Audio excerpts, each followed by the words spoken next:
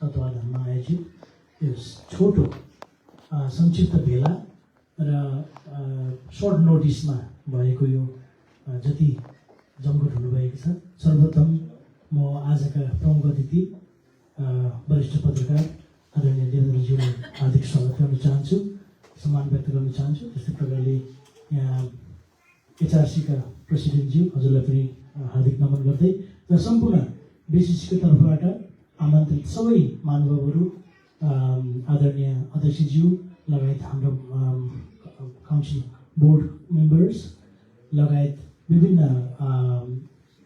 क्षेत्रबाट पाउनुभएका विभिन्न सङ्घ संस्था र आमन्त्रित अतिथिहरू सबैलाई बिसिसीको तर्फबाट हार्दिक स्वागत जनाउन चाहन्छु हामी आयोजक तर्फबाट। र यो अघि नै प्रवक्ताहरूले भनिसक्नु भएको छ र यो हाम्रो इतिहासको क्रममा हामी कहाँ जन्मियौँ, कहाँ हामीले समय व्यतीत गऱ्यौँ र आज कहाँ छौँ, भोलि कहाँ पुग्नेछौँ, यो निरन्तर यात्रा चलिरहेको छ।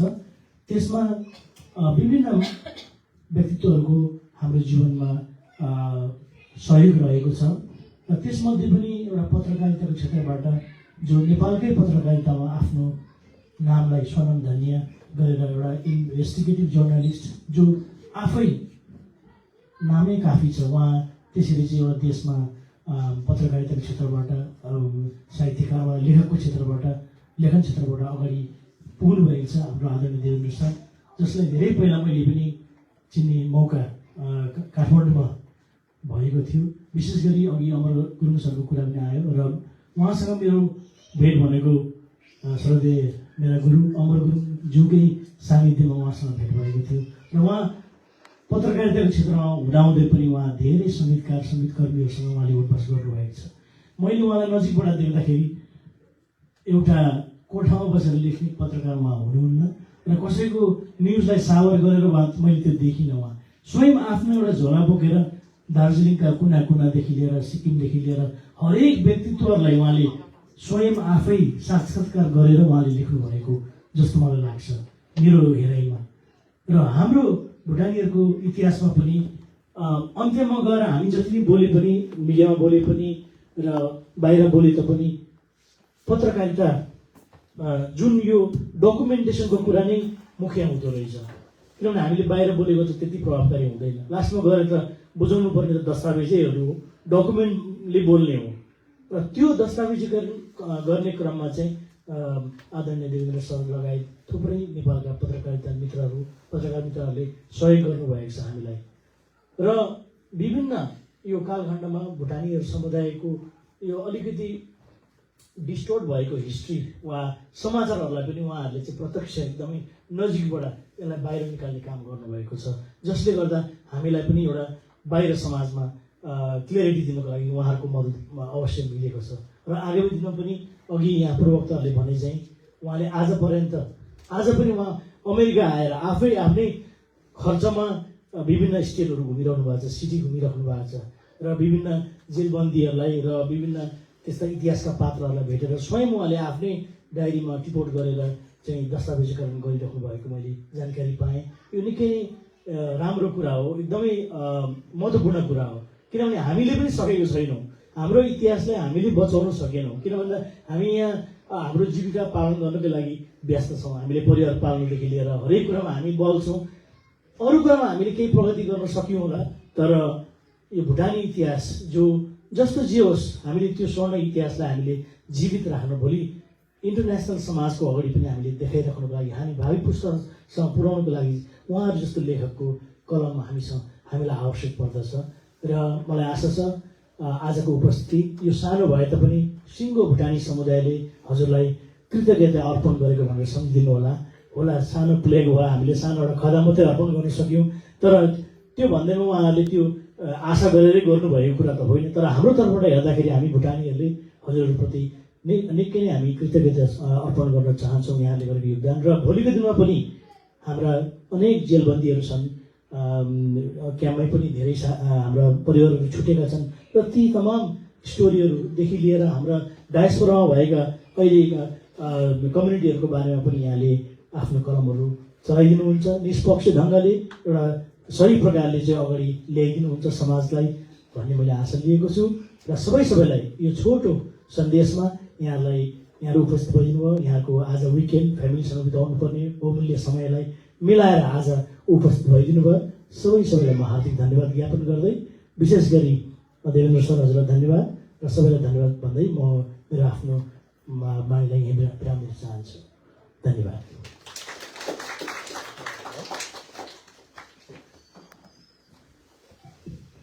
धन्यवाद राम गुरुङज्यू, बीसीसी बोर्डमा पनि हुनुहुन्छ र सिनियर म्युजिसियन पनि हुनुहुन्छ। अब प्रतीक्षाको घडी आइसकेको छ। हामी जो अदेकमा रहेर एउटा मेरुदण्डको हिसाबले काम गर्नुभएको छ देवेन्द्र सरलाई सरकै मुखारविन्दबाट हाम्रो इतिहास र उहाँले गरेका कर्महरू आज चाहिँ पक्कै पनि उहाँले अन्तर्मुखी भए पनि यहाँ हाम्रोमा चाहिँ उहाँले बोल्नुहुनेछ भन्ने आशा गरेको छु। र मिडियाबाजी सस्तो प्रचार प्रसार कहिले पनि गर्न चाहनु भएन उहाँले। त्यही भएर आज उहाँलाई जसले सम्मान गर्छ माथिल्लो तहमा सम्मान गर्ने गरेका छ उहाँलाई। पत्रकारहरूले पनि उहाँलाई एउटा ओजनिलो गरिलो पत्रकारको रूपमा हेर्नुहुन्छ, लेखकको रूपमा। र अबको क्रममा हामी आजका विशेष अतिथि सम्मानित अतिथि देवेन्द्र सरबाट मन्तव्य सुन्नेछौँ।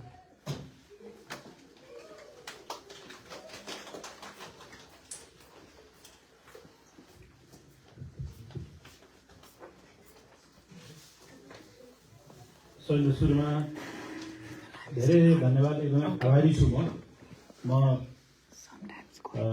यहाँहरूसँग यसरी भेट्ने अथवा भेटे पनि अर्कै तरिकाले भेट्ने योजना चाहिँ म आफ्नै काममा विशेष गरेर डालासतिर थिएँ 5-4 दिनदेखि 10 दिन। पक्कै पनि मलाई मेरो समुदाय सम्झेर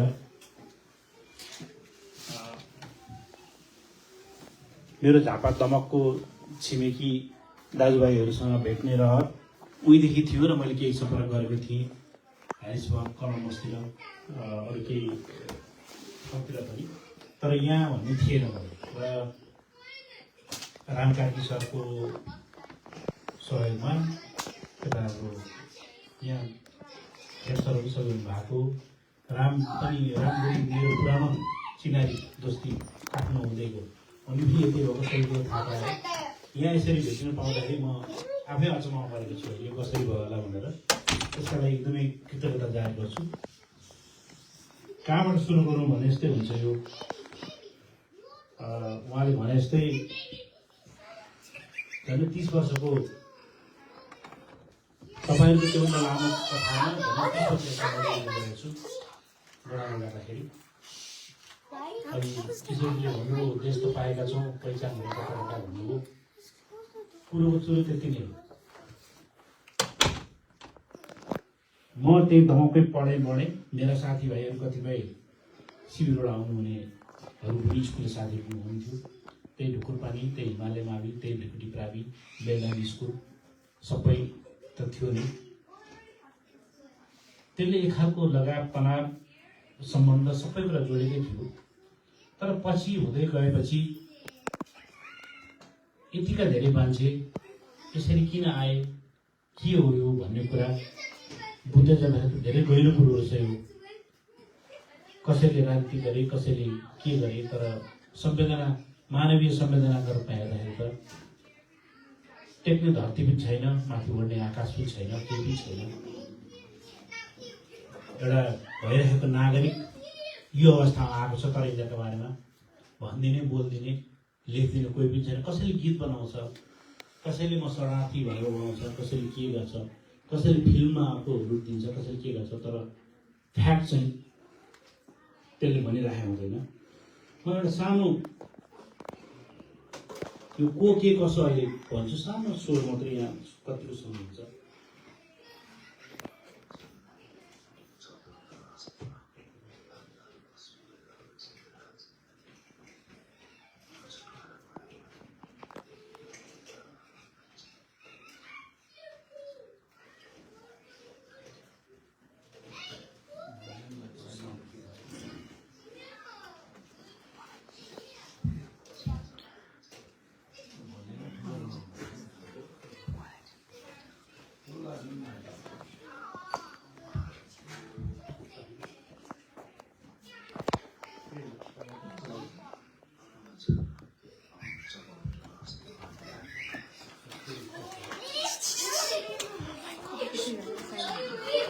यो सनातन गान्धी बिग्रिन्छ होला फेरि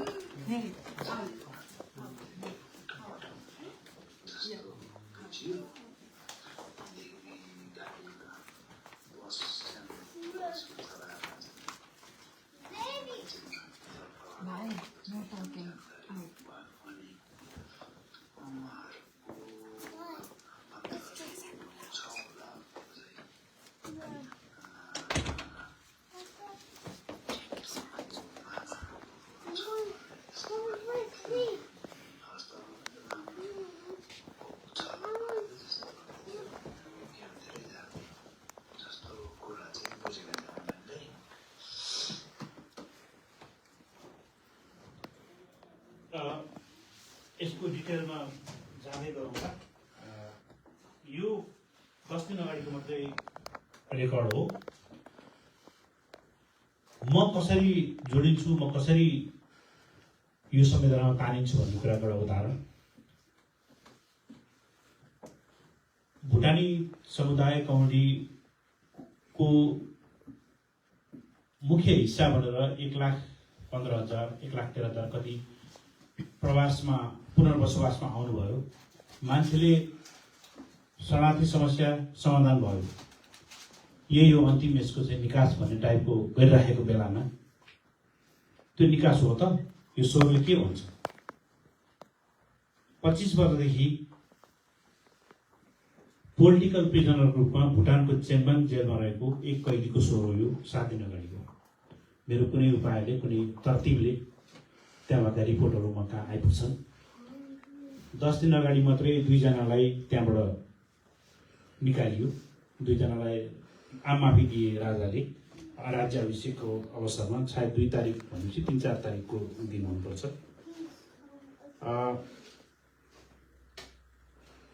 त्यो दिएपछि मलाई राति नै खबर, राति 1 बजी निकालियो जेलबाट।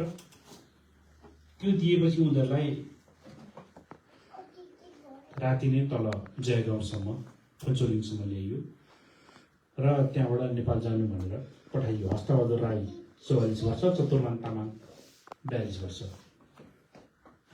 त्यो रिपोर्ट आउन साथ मैले फलो गरेँ, सबै कुरा गरेँ। जयगाउँमा के भएको आफन्तहरूलाई सोधेँ, यता गरेँ। अब अहिले कडाइको अवस्था र सबै कुरा भएर उनीहरू नेपाल आउन पाएनन्। उनीहरू अहिले पनि जयगाउँको होटलहरूमा मजदुरी गरेर, चिया मजदुरी यस्तै केही गरेर खाइरहेका अवस्था छन्। त्यहाँ भएको लिङ्कहरू र मेरो उसको आधारमा केही सरसहयोग, कपडा सहितको सरसहयोग गर्ने काम मैले गरेँ। यो मैले किन जोडेको भने तपाईँसँग कुनै स्याबासी पाउन, भ्युज, लाइक्स बढाउन मैले भनेको होइन। मानवीय संवेदना भन्ने चिज अर्कै चिज हो, जुन आवरणमा देखिन्छ। जुन आवरण देखिन्छ त्यो होइन, त्यो भित्र अर्कै चिज हो। अघि मैले जोडेँ 1,15,000 तपाईँहरू त्यसमध्ये हुनुहुन्छ। यहाँ आउनुभयो, बस्नुभयो, एउटा सङ्घर्ष, देश त पाउनुभयो, पहिचान कुरा त आफ्नो ठाउँमा छ होइन। त्यसमध्ये त्यो 28-30 जना जो जेलमा पोलिटिकल प्रिजनर भनेर ICRC को मान्यता पाएर, अन्तर्राष्ट्रिय रेड क्रसको मान्यता पाएर, जेनेभादेखि हेगदेखि न्युयोर्कसम्म मान्यता पाएर रहेकाहरू स्टिल त्यहाँ छन्। र त्यो एउटा सङ्ख्याले यसरी आवाज बोल्नु भनेको पनि तपाईँहरू 1,15,000ले बोले जत्तिकै हो त्यो बेला। त्यसकारण म त्यसको पछि लाग्छु। फर्केर आउँ। आजै बिहान मेरो रामबहादुर राई जो 32 वर्ष जेल बसेर फर्किनु भयो र उहाँलाई पनि रेस्क्यु गरेर अहिले बेटाङ सियुमा राखिएको छ। आइडी छैन, परिचय छैन। श्रीमती आफू आउँदा शिविरमा बित्नु हो। एउटा छोरा यतै हुनुहुन्छ, तर अब मैले सम्पर्क गर्दा फोन लागिरहेको छैन। भाइ रुनी यतै हुनुहुन्छ। उहाँ 70 वर्ष हारानी हुनुभयो। सुगर, प्रेसर सबै रोग छ। बिहान फोन गर्नुभयो, सर मेरो यस्तो यस्तो भनेपछि फेरि त्यो दमकको हस्पिटलमा मैले चिनेको अवस्थामा के कति पर्छ बेसिक कुराहरूको चाहिँ पैसा नलिनु भनिकन अहिले गराएर आएँ। अहिले बिहान मात्रै त्यो कुरा गराएर आएँ। त्यो सङ्ख्या 6,000 प्लस छ। दमक, बेलाङ्गी र पत्रीमा 6,000 प्लस छ। मैले तपाईँहरूलाई किन सम्झाएको भने अघि उहाँ एकजना आमासँग कुरा हुँदै थियो मेरो। 2 वर्ष अगाडि 84 गरेको, तर बाछीको पुस्ता चाहिँ सुहाउन पाइएन भन्नुहुन्थ्यो। किन सम्झेको भने तपाईँहरू जहाँ पुगे पनि, जे पुगे पनि मानवीय संवेदनाका आधारमा ती 6,000 को कुरा पनि हामीले, समुदायले, अन्तर्राष्ट्रिय समुदायले, पत्रकारले त्यो भनिरहनुपर्छ, घोचिरहनुपर्छ। घरभित्रको कुरा त टाढा भयो होला अब सायदै। अब यसको विकल्प के त? पारिवारिक पुनर्मिलन हो कि अथवा सहजीकरण हो कि अथवा लोकल स्थानीय बसोबास नै भनेको छ त्यही पो हो कि के हो भन्ने कुरामा चाहिँ तपाईँहरूले भनेर सुन्दैनन् यहाँ, अरूले भनेर सुन्दैनन्, विकासे पत्रकारहरू विकासे लेखकहरूले भनेको सुन्दैनन्। हामी त्यही बाटोको त्यहीको ठाउँको र इमान जमान राख्दै आउँदै लेख्दै आएकोले चाहिँ अलि सुन्छन्। जस्तो 2 वर्ष अगाडि त्यहाँको क्याम्पको सचिवहरू सञ्चालन सुब्बाहरूसहित आउनुभयो।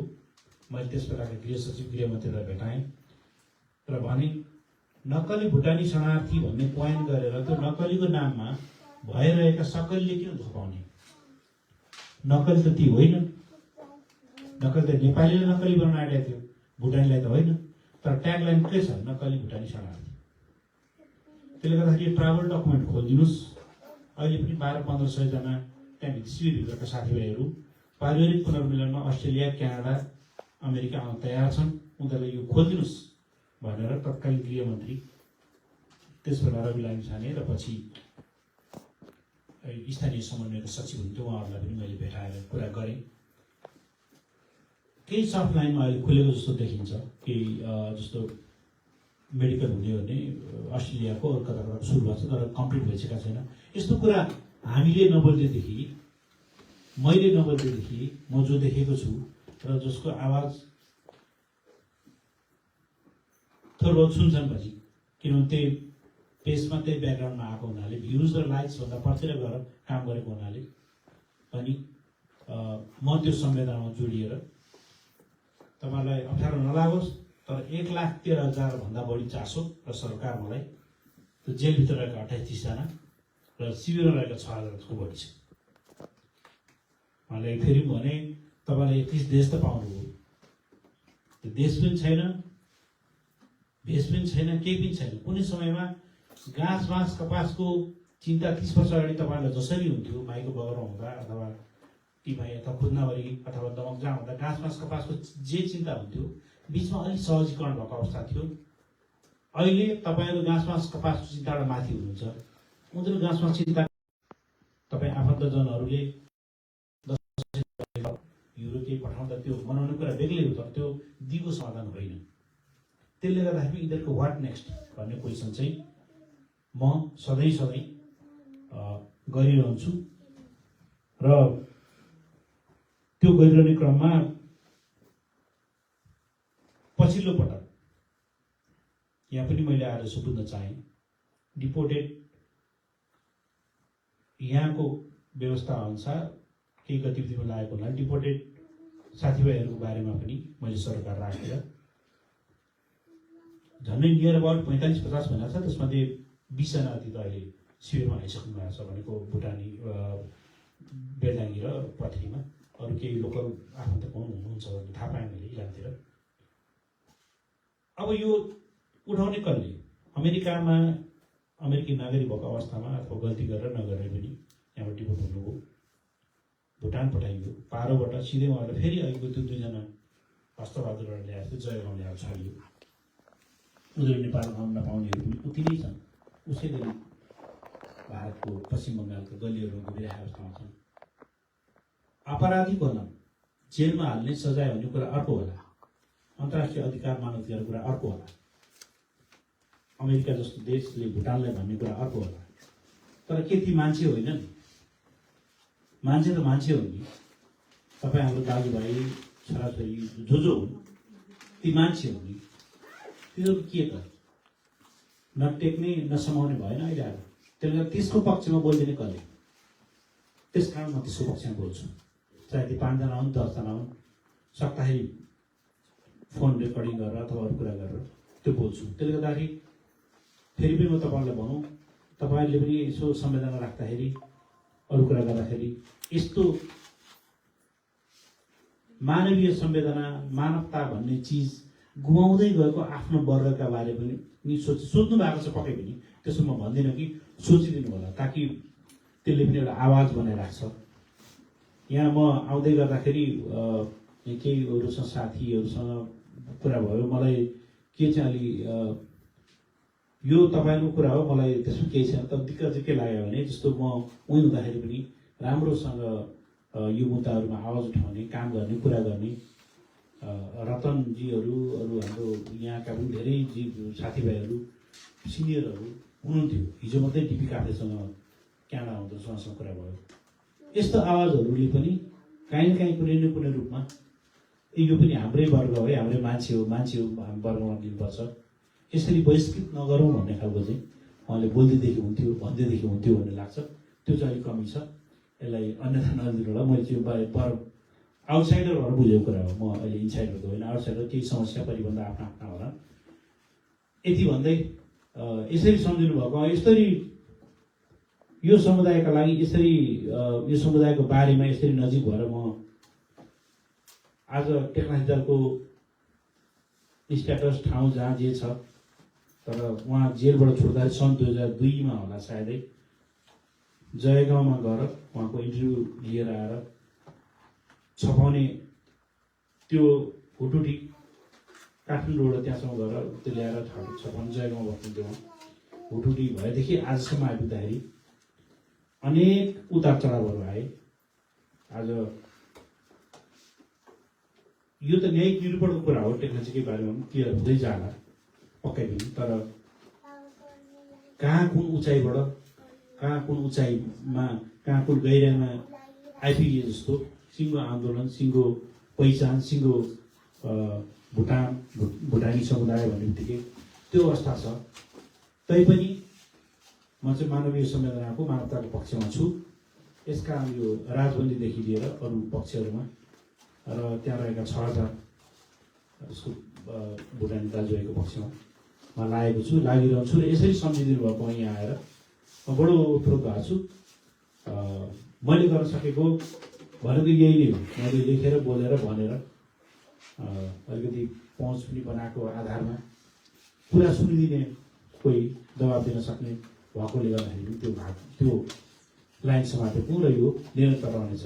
यति भन्दै यसरी मलाई यत्रो चाहिँ सम्झनु भएको, यसरी सम्झनु भएको म आभारी छु, कृतज्ञ छु। केही परेमा विषयगत केही परेमा मलाई अवगत गराउनु होला। धेरै धेरै धन्यवाद सबैलाई।